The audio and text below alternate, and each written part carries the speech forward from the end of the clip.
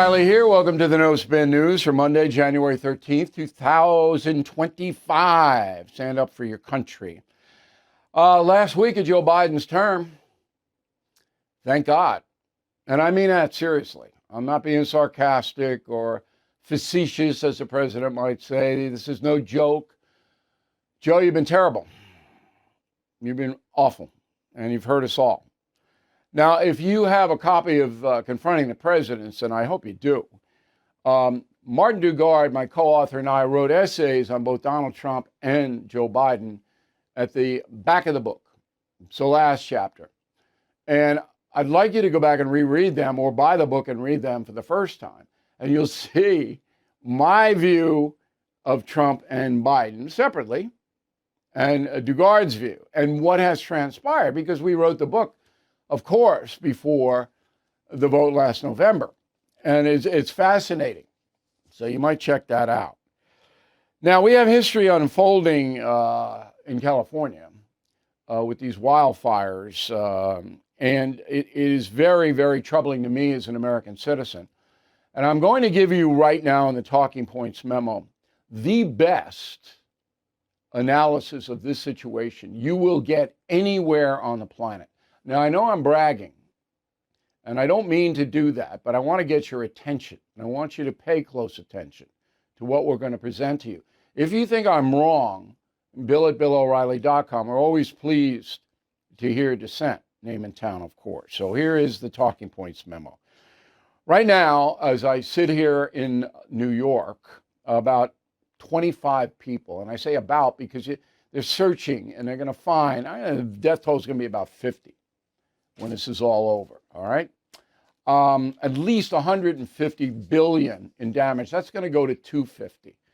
So the fires in California right now are going to be the worst disaster, natural disaster, in American history, by far, passing Katrina in New Orleans, which happened August 23rd, 2005. The damage there 20 years ago was about 150 million. This is going to be almost double that when you inflation and all that. That's how bad this is. Now, there are two tracks here. There is the fire and the struggle to put it out, and then there's the politics around this disaster. So there are two things. We here are concentrating on the bigger picture of politics because the other networks and the local affiliates in Los Angeles, they have their people covering the actual on-the-ground stuff. So they do it very well. When you get the pictures, you see what's going on. The anchors have been largely straight. It's the pundits who are out of their blanket minds, and I'm going to deal with that now. So there's a fight right now between Gavin Newsom, whose political career is over, even if he doesn't know it. You can't get through something like this. And the incoming president, Donald Trump. They're brawling. Okay? Trump tried to get California relief in his first term. So he was sponsoring a number of programs that would help with water supply in the Golden State. That is a fact. Now, Congress never allotted the money to do it. So Trump didn't get the legislation he needed to bring water relief to California. Why didn't he get it? Because the California legislature in Sacramento, this is Newsom, okay, objected to a number of things. All right? So they objected to diverting water from the state's rivers into water storage facilities. So the Tuolumne River is huge. I rafted it. It's the toughest raft in the country. All right? But the legislature said, no, you can't take any water from the rivers. Can't do that. Okay? Then the legislature said, well, you can't divert any kind of moisture, snow melt or rain or anything like that, because it might impact the fish. This is the environmental lobby. And this is what they did. It's on the record. So Congress basically said, look, we're not going to get involved with this unless you can get it under control in California. That's what Congress said. So Trump didn't get the legislation, although, okay, he had agreement that if the California people would just get out of the way, the federal government would fund. Roll the tape. I got all of the approvals, and he said, I don't want to sign it. I don't want the water. We don't need the water. I said, you need the water. Your reservoirs are empty, the whole place. You need the water. That was 5 years ago. And I had it all done. The work was all done. We sent it to him. He refused to sign it. It's true. Okay? Now, Newsom denies it, but the facts are the facts. So the environmentalists crushed all of the federal plans to bolster water supply in California. In addition, the environmentalists blocked sweeping the dead wood out of the forest, and on and on and on and on. You already know that. Now Newsom is caught. And when Trump said that's who he was talking about, Gavin Newsom, the government. Newsom's caught. He's on the defensive. Roll it. He said, I'm not going to support the firefighting efforts. I'm not going to support the state of California as it relates to its emergency management. He made this pretty clear during the election, unless they do my bidding. No, he's trying to blame it on Trump. And that's what the liberal media and lobby in the Democratic Party will do in the next few weeks. They'll blame Trump for this. You 100% take it to the bank. So who will win? Trump will win. All right, because he controls FEMA and a lot of the other things. Now, I do expect the president, the new president, to go to California. I don't have that confirmed. But I expect him to go perhaps as early as next week after he's inaugurated, out there on Air Force One and say, hey, here's what we're going to do. I don't expect him and Newsom to appear together. That's a blood feud right now. All right, now I appeared on NewsNation on a Cuomo program on Thursday talking about this. Go. So everybody in California knows that the ecosystem there is dangerous and fragile. Everybody knows there are going to be fires. There are going to be mudslides. Pacific Coast Highway is closed now, south of Big Sur. Everybody knows that the ocean is ferocious, and this is a state that is going to be besieged all the time. Nothing has been done by the progressive leadership to prevent any of it. Nothing. So, coming up right after me on Cuomo was John Garamendi, a Democrat. He's in Congress, and he used to be the insurance commissioner. He's what he says. Go. Beyond that, there's an ongoing insurance crisis in California and in Florida, as you discussed with Mr. O'Reilly, which, by the way, I've never heard such garbage in such volume, so loudly and inaccurately displayed by anybody other than what Mr. O'Reilly did tonight. Put that aside for a moment. There is an insurance crisis. John, don't just take a smack at him. What did he say that you disagree with? I'd rather get back to insurance. Yeah, of course he would. Because he's an ideologue. He didn't have anything. He knows what I said is true. He knows the state didn't do any preventive measures. Oh, I'd rather get back to insurance. Okay, I don't mind attacking me, but back it up. And if you don't back it up, you're a pinhead, which I think is pretty obvious. Okay. So we're invested in the truth here. We're not invested in advancing anybody's cause. We just want to protect people. That's what we do here. All right? So then you segue over to the media. Predictable, MSNBC. I don't know how they stay in business. Here's what Jen Psaki said. Go. Donald Trump and his allies are injecting half-truths, misinformation, and flat-out lies in some cases in order to score a version of political points, I suppose. We saw something similar play out just this past October in the aftermath of Hurricanes Helene and Milton. Psaki doesn't say what they are, what the lies are. No, can't be bothered with that. He's just fine. Now, this is an interesting soundbite. The governor of Florida, which has obviously natural disasters and insurance problems as well, DeSantis, he goes right after the left-wing media. Go. Is it appropriate for people in your industry to try to create division and to try to create narratives anytime these things happen? Now, you're not as interested in doing that because Newsom is a D. If Newsom was a Republican, you guys would go you would have him nailed to the wall for what they're doing over there. And I know that we just assume in Florida, anytime something happens, it's going to be politicized by the media.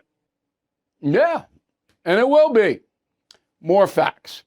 So the city of Los Angeles had $820 million budgeted to fight fires before this catastrophe, okay? Homeless, $1 billion. More money, substantially more money, to give drug addicts and mentally ill people direct money, subsidies, so they can do whatever they want, unsupervised, than fighting fires in the nation's largest county. That makes sense to you? $1 billion? So these people can run around and do whatever they want, buy drugs all day long? Does that make any sense? It's the reality. All right? Since 2019, California has spent $24 billion giving homeless people stuff. $24 billion. That's $160,000 per homeless person. Not even close to preventing natural disasters or trying to, mitigate the forest, the water shortage. Doesn't come close. This is progressive governance. This is what they do. Those stats, by the way, come from the Hoover Institution at Stanford University. All right. Now, we go way back to 2018 when Donald Trump was president the first time around. Go. California's a mess. We're giving billions and billions of dollars for forest fires in California. There's no reason for those fires to be like they are. They're leaving them dirty. It's a disgraceful thing. Old trees are sitting there rotting and dry. And instead of cleaning it up, they don't touch them. They leave them. And we end up with these massive fires that we're paying hundreds of billions of dollars to fix. And the destruction is incredible. That was 6.5 years ago. And they didn't do one thing, California authorities, not one. All right, I was going to do the race stuff, but I'm not even going to bother doing that. So there are a bunch of people that are saying Karen Bass, the mayor of LA, totally booted this. And the only reason she's getting criticized is because she's black. You should know that. But I'm not even going to bother with it. It's just ridiculous. And that's a memo. When your personal safety is threatened, you have a right to defend yourself. But it's your responsibility to do so wisely. You may want to reach right for your firearm, but many legal experts say that should be your last resort. Consider a tool that empowers you to de-escalate threats without taking a life. Byrna is a less lethal self-defense weapon with tear gas and kinetic impact ammunition. Its formidable power can stop a threat in its tracks. It's the difference between ending a confrontation and starting a tragedy. Made in the heart of America, Fort Wayne, Indiana, Byrna is a symbol of strength and a beacon of responsibility. It's legal in all 50 states, no background checks required, and they even ship straight to your doorstep. So visit Byrna.com/Bill for an exclusive 10% discount. That's BYRNA.com/Bill. Byrna products cannot be legally purchased or used in New York City or Yonkers. Byrna's pepper-based or tear gas projectiles cannot be purchased or used in New York State. Certain other states and localities restrict the purchase or use of Byrna products. Please check the law in your own state or municipality and any area you plan to travel to or through while carrying or possessing a Byrna product. For more information regarding restricted markets, please go to Byrna.com. Okay, YouTube address. We'd like you to go there. And this is our channel. Sign up free. YouTube.com/Bill O'Reilly. I'm going to get into why, because we didn't do that, as heavy as I want to do it, why progressives don't want to solve problems. They obviously don't, and they use every excuse in the world, but why don't they? Wouldn't it be better for the progressive movement if they solve some problems? Doesn't that make sense? I'm going to get into that tonight on my YouTube channel.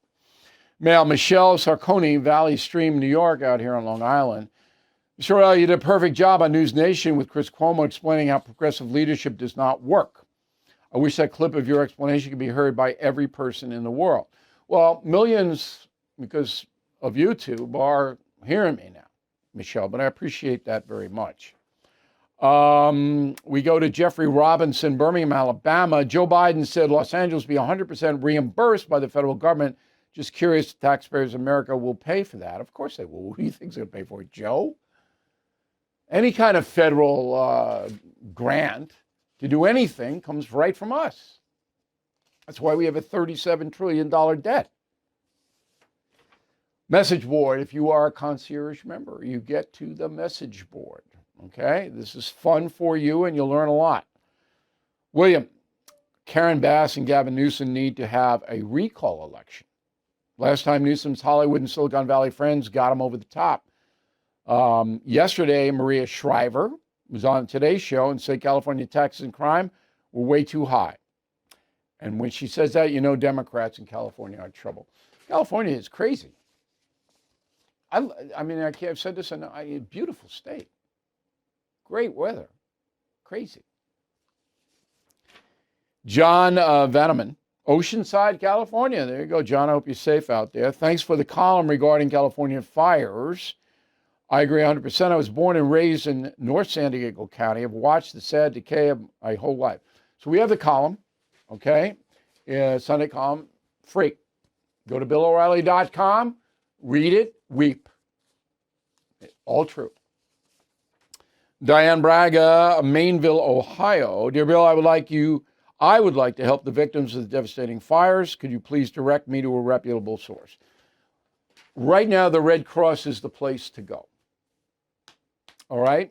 But you got to do some research on it. You got to be specific in where you want your donation to go. But I trust the Red Cross, and I hope I'm being responsible here. So right now, that's where I would direct my donations. But we're keeping an eye on it. It's very quick. These fires are still in motion. But those poor people who got hurt, they're not going to be able to go back there. We're going to have to start all over again. Michael Wilson, Marshall, Illinois. Here, Donald Trump saying he'll sign many executive orders on day one. What is day one? Day one is right after he takes the oath. Right back to the White House, pen, paper, boom. Richard Emke, Syracuse, New York. Will Andrew Cuomo run for New York City mayor? And would he win? Yes, he will run, and most likely he will win. Daniel Bradley. Daniel forgot his name, forgot his town. Excuse me. Obviously, he gave me his name if I'm telling you about it. Daniel, I just want to say your book, Killing Lincoln, is by far the best book I've ever listened to. The way you wrote the book was amazing. Hopefully it gets many rewards. Well, it sold more than 3 million copies. Killing Lincoln, that's the first killing book. Remember, you can get all the killing books in a big bundle on BillO'Reilly.com. All of them, all 13 of them. What a library that is. Ruben Groen, Orlando, Florida. I have published 3 books myself on Amazon. I've done some understanding of the work. I have some understanding of the work commitment it takes. You are a national treasure, O'Reilly, and you should get the Medal of Freedom. You know, I wouldn't mind getting them. Rush Limbaugh got the Medal of Freedom. I mean, he and I do completely different things, but I wouldn't mind getting the Medal of Freedom. That'd be good, right? Anyway, okay. Go to our website, please. We got a lot of stuff there for you, including my favorite not woke mug. I mean, really, let's get the not woke stuff out there. We got tees, we got polos, we got stickers, we got mugs. The more people that display not woke, the quicker that's going to collapse. So this is a social movement, and it's a nice mug. Word of the day, do not be mendacious, M-E-N-D-A-C-I-O-U-S. Mendacious. No good. Back in a moment with the final thought. Hey, folks, let's talk about a serious threat to your home called title fraud. Criminals will just forge one document, file it with the recorder, and just like that, your home's title is stolen. Some even take out loans against your property, all without you knowing. So I urge you to take action with Home Title Lock. Their triple lock protection provides 24/7 monitoring, alerts, and an expert team that will restore your title if fraud happens at no extra cost. Heading into 2025, Home Title Lock is offering an exclusive 25% off their protection plans. Please go to HometitleLock.com. Use promo code BILL25 to get 25% off your subscription and a free title history report to ensure you are not already a victim. That's HometitleLock.com, promo code BILL25. President Trump's victory is a win for America. That's what most voters think. But Bidenomics has left us with a failing economy.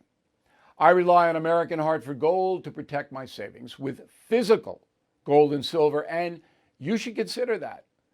American Hartford Gold has thousands of five-star ratings and an A+ from the Better Business Bureau. A tax-advantaged gold IRA can shield you from worsening inflation.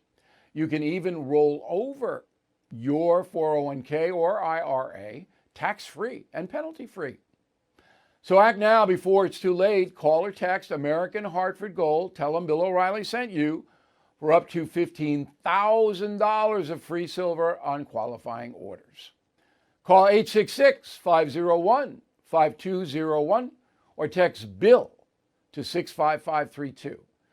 That's 866-501-5201 or text BILL to 65532.